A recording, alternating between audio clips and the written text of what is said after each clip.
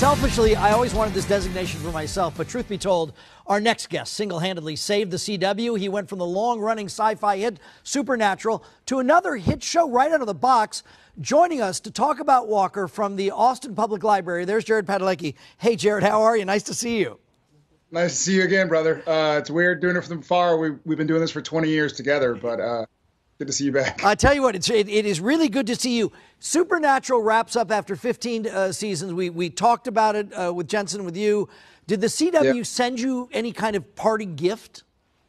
They did. They shipped down one of the 67 Impalas that we used on the show for both Jensen and me. It's sitting in my garage right now, and I'm trying to figure out what to do with it. I'm thinking about painting it purple and putting some flames on the side. It was very sweet of CW and Warner Brothers to do that for us. That's a really good gift. I would be touched by that. Oh. That's fantastic. Before we get to Walker, of course, everyone here studying your Instagram like the gospel, and there's a new baby in your house? Yes. Luckily, it's a four-legged furry baby, not there he is, Bridger. I was just outside playing with him. He's a cute little pup. It's kind of a funny story of how he ended up in our house, but he's super cute. I didn't want to like him. I was like, we have enough dogs. We have enough chickens and bunnies. We don't need another. But then he shows up, and the kids are like, we love him. His name is Bridger. And I'm like, no, his name is Dog. We're not calling him anything dog or puppy, because once we name him, then you're stuck. He's not going anywhere. But no, he's a great little pup. Here's to this reboot and reimagination of Walker, Texas Ranger. This must be extraordinarily gratifying. You tell me, 2 episodes had aired, and the CW immediately picked it up for another season.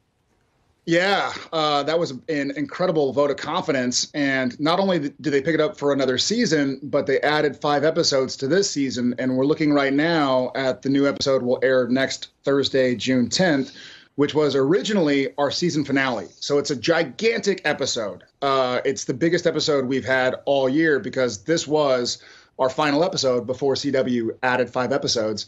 And so there's a lot going on. I'm so excited for it. We all put in everything we had into it. And I think that the fans will love it. All right. Austin is where you're living. It's where you shoot the show. Your wife's in the show.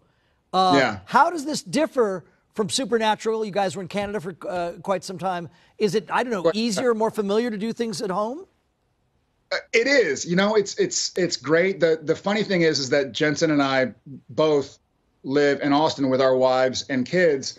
And so we loved Supernatural. I loved Supernatural. I loved Sam Winchester. But at some point in time, I kind of looked at Jensen and vice versa. And we were like, you know what? We should probably go meet our families. And so that's how I kind of ended up here. And it's great. But the problem is, if I wake up at 4 a.m. in Austin and go to work at 6 a.m. and then get home at 7 p.m., then in Vancouver, I would just go to bed. I would have like a tea and brush my teeth and go to bed. Here, it's like, Dad's home. Dad, chase me. Dad, throw the football. Dad, bike ride. And I'm like, and so I feel like it's wonderful. I wouldn't have it any other way. But now my alarm clocks are just 2-legged alarm clocks jumping on my head, not my going off. So, but it's been great. It's been great to work in the city that I live in and love. And I grew up in San Antonio, and I was going to move to Austin to go to UT back in 2000. And that's when I decided to drive out to LA and audition for a show called Gilmore Girls that lasted for 5 years. And now it's gratifying being back here and helping employ people here in this wonderful city, in this awesome state. So I'm pretty happy, dude. I'm glad it's all going so well. Real quick, what is Mantra Labs? Oh, go Mantra Lab. Yeah, Mantra Labs is you know how it is. You've worked with a lot of Hollywood celebrities and this and that, and you're inundated with all sorts of different products. Try this and bench press 400 pounds. Try this and get an 8-pack. And I found this Mantra Labs during pandemic, and it just made me feel better. And so it's based here. And so Paul Janowitz and I, my partner, were developing products that it's not any BS about like, take this pill and run a 2-hour marathon. Right. This is about feel your best.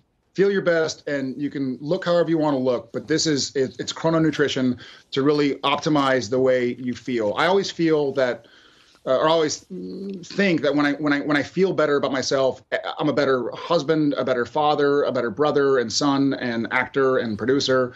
And so this is one of those things that doesn't jack you up and drop you and jack you up and drop you, and you're living in this sort of crazy world of highs and lows. This just makes me feel great all day long, you know, because I'm the lead actor on the show now. I'm executive producer on the show. I sleep in bed with my wife in the same home with my kids and our new 4-legged baby. And so if I don't feel my best, then everything falls off the rails. And so mantra is something that I'm super passionate about. I've used it every day since I tried it. And then I joined it, and I'll use it every day until I die. There it is. All right, Jared, it's really good to see you. Congratulations to you. We'll tell folks new episodes of Walker Thursday at 8. They run all summer long right here on KTLA. Quick break, the morning news for Friday. We're back in just minutes.